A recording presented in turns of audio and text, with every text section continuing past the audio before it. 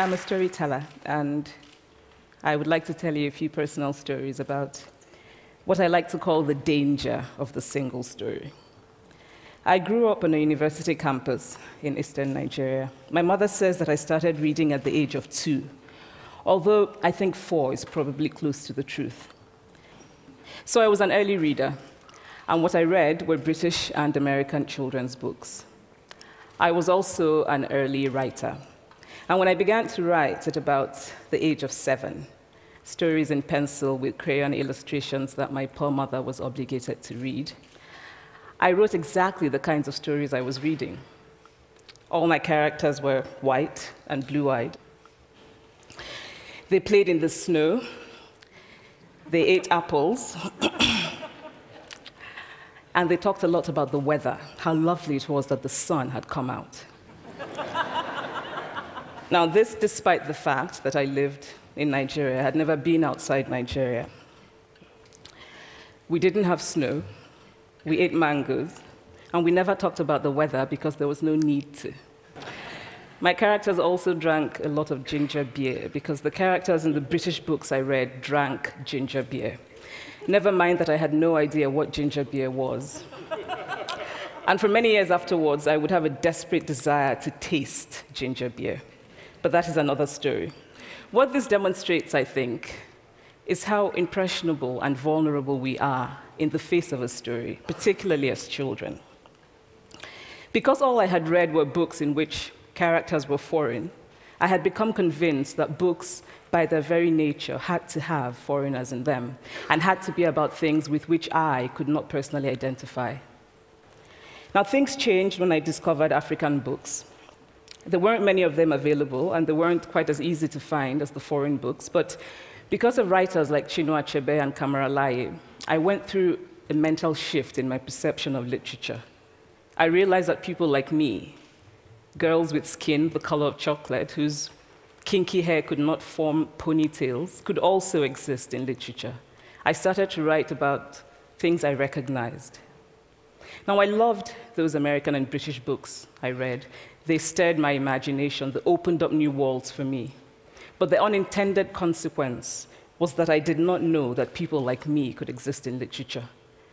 So what the discovery of African writers did for me was this. It saved me from having a single story of what books are. I come from a conventional middle-class Nigerian family. My father was a professor. My mother was an administrator. And so we had, as was the norm, live-in domestic help who would often come from nearby rural villages. So the year I turned 8, we got a new houseboy. His name was Fide. The only thing my mother told us about him was that his family was very poor. My mother sent yams and rice and our old clothes to his family. And when I didn't finish my dinner, my mother would say, "Finish your food. Don't you know people like Fide's family have nothing?" So I felt enormous pity for Fide's family. Then one Saturday, we went to his village to visit. And his mother showed us a beautifully patterned basket made of dyed raffia that his brother had made. I was startled. It had not occurred to me that anybody in his family could actually make something. All I had heard about them was how poor they were, so that it had become impossible for me to see them as anything else but poor. Their poverty was my single story of them. Years later, I thought about this when I left Nigeria to go to university in the United States. I was 19. My American roommate was shocked by me. She asked where I had learned to speak English so well and was confused when I said that Nigeria happened to have English as its official language. She asked if she could listen to what she called my tribal music and was consequently very disappointed when I produced my tape of Mariah Carey. She assumed that I did not know how to use a stove. What struck me was this. She had felt sorry for me even before she saw me. Her default position toward me, as an African, was a kind of patronizing, well-meaning pity. My roommate had a single story of Africa, a single story of catastrophe. In this single story, there was no possibility of Africans being similar to her in any way, no possibility of feelings more complex than pity, no possibility of a connection as human equals. I must say that before I went to the US, I didn't consciously identify as African.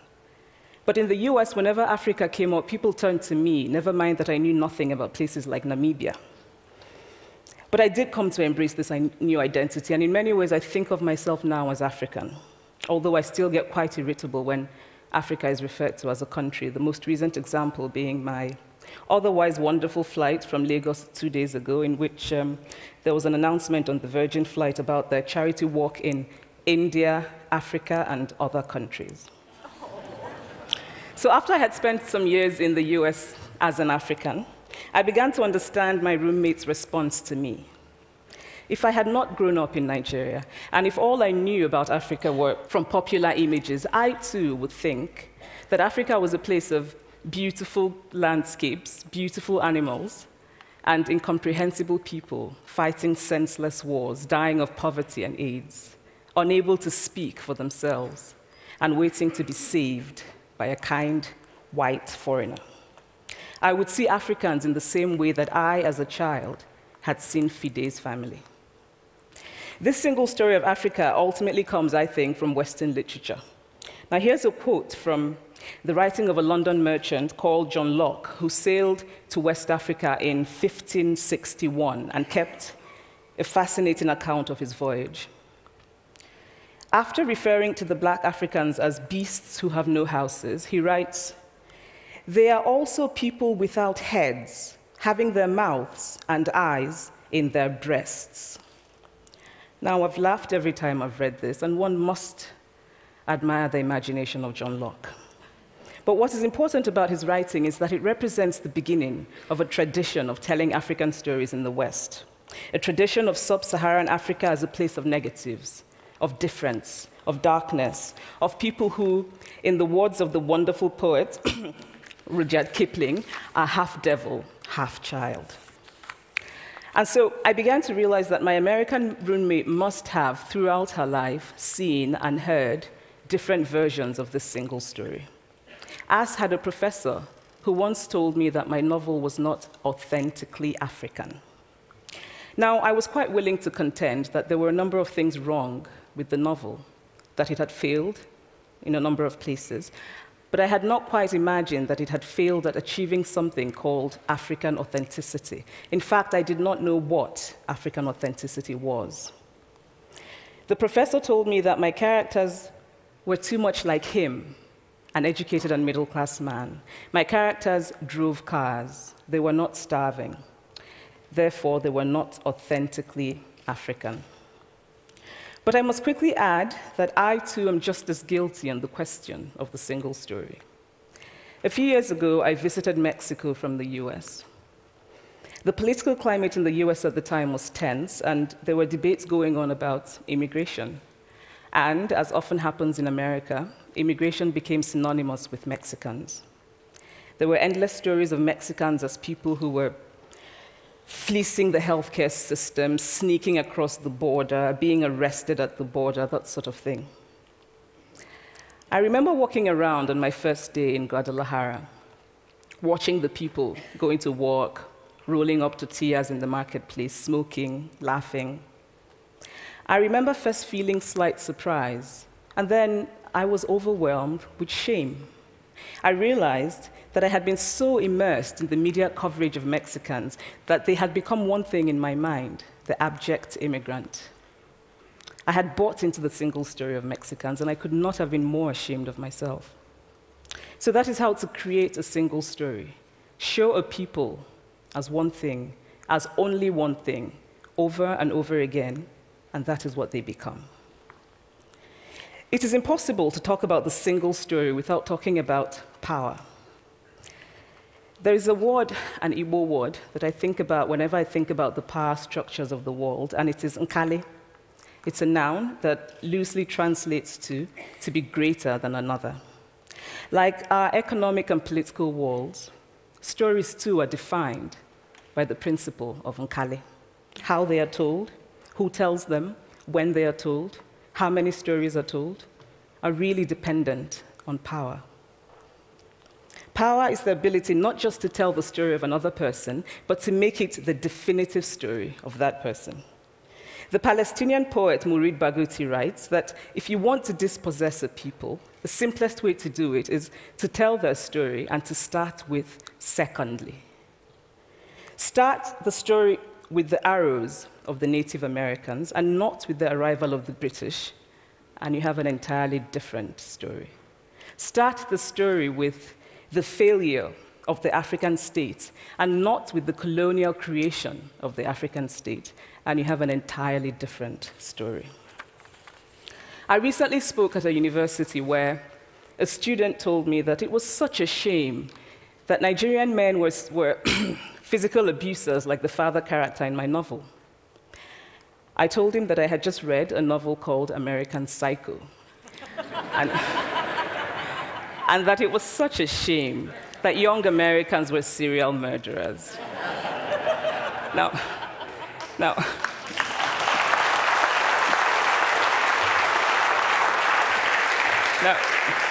obviously, I said this in a fit of mild irritation, but it would never have occurred to me to think that just because I had read a novel in which a character was a serial killer, that he was somehow representative of all Americans. And now, this is not because I'm a better person than that student, but because of America's cultural and economic power, I had many stories of America. I had read Thailand, Updike, and Steinbeck, and Gateskill. I did not have a single story of America. When I learned some years ago that writers were expected to have had really unhappy childhoods to be successful, I began to think about how I could invent horrible things my parents had done to me. But the truth is that I had a very happy childhood, full of laughter and love, in a very close-knit family. But I also had grandfathers who died in refugee camps. My cousin, Polly, died because he could not get adequate health care. One of my closest friends, Okoloma, died in a plane crash because our fire trucks did not have water. I grew up under repressive military governments that devalued education so that sometimes my parents were not paid their salaries. And so as a child, I saw jam disappear from the breakfast table. Then margarine disappeared. Then bread became too expensive. Then milk became rationed. And most of all, a kind of normalized political fear invaded our lives. All of these stories make me who I am. But to insist on only these negative stories is to flatten my experience and to overlook the many other stories that formed me. The single story creates stereotypes, and the problem with stereotypes is not that they are untrue, but that they are incomplete. They make one story become the only story. Of course, Africa is a continent full of catastrophes, the immense ones, such as the horrific rapes in Congo, and depressing ones, such as the fact that 5,000 people apply for one job vacancy in Nigeria. But there are other stories that are not about catastrophe, and it is very important, it is just as important to talk about them. I've always felt that it is impossible to engage properly with a place or a person without engaging with all of the stories of that place and that person. The consequence of the single story is this: it robs people of dignity. It makes our recognition of our equal humanity difficult. It emphasizes how we are different rather than how we are similar.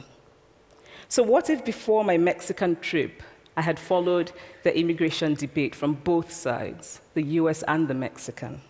What if my mother had told us that Fide's family was poor and hardworking?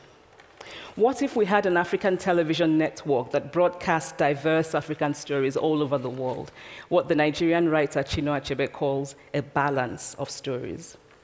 What if my roommate knew about my Nigerian publisher, Mukhtar Bakare, a remarkable man who left his job in a bank to follow his dream and start a publishing house? Now, the conventional wisdom was that Nigerians don't read literature.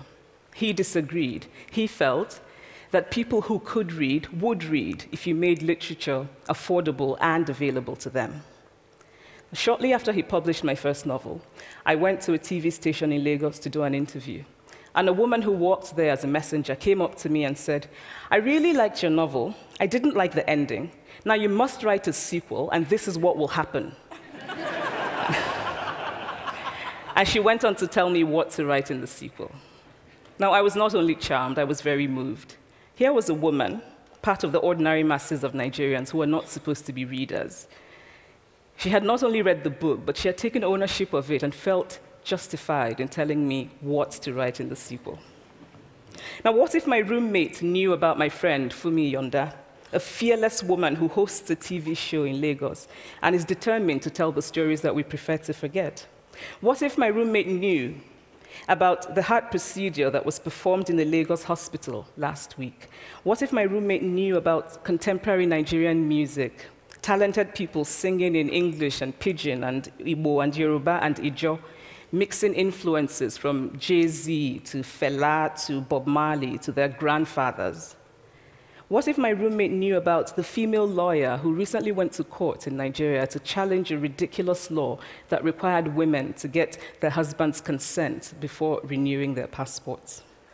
What if my roommate knew about Nollywood, full of innovative people making films despite great technical odds? Films so popular that they really are the best example of Nigerians consuming what they produce. What if my roommate knew about my wonderfully ambitious hair braider who has just started her own business selling hair extensions? Or about the millions of other Nigerians who start businesses and sometimes fail, but continue to nurse ambition? Every time I am home, I am confronted with the usual sources of irritation for most Nigerians: our failed infrastructure, our failed government, but also by the incredible resilience of people who thrive despite the government rather than because of it. I teach writing workshops in Lagos every summer, and it is amazing to me how many people apply, how many people are eager to write, to tell stories. My Nigerian publisher and I have just started a nonprofit called Farafina Trust, and we have big dreams of building libraries and refurbishing libraries that already exist, and providing books for state schools that don't have anything in their libraries, and also of organizing lots and lots of workshops on reading and writing for all the people who are eager to tell our many stories. Stories matter. Many stories matter. Stories have been used to dispossess and to malign, but stories can also be used to empower and to humanize. Stories can break the dignity of a people, but stories can also repair that broken dignity. The American writer Alice Walker wrote this about her southern relatives who had moved to the north, and she introduced them to a book about the southern life that they had left behind. They sat around reading the book themselves, listening to me read the book, and the kind of paradise was regained. I would like to end with this thought, that when we reject the single story, when we realize that there is never a single story about any place, we regain a kind of paradise. Thank you.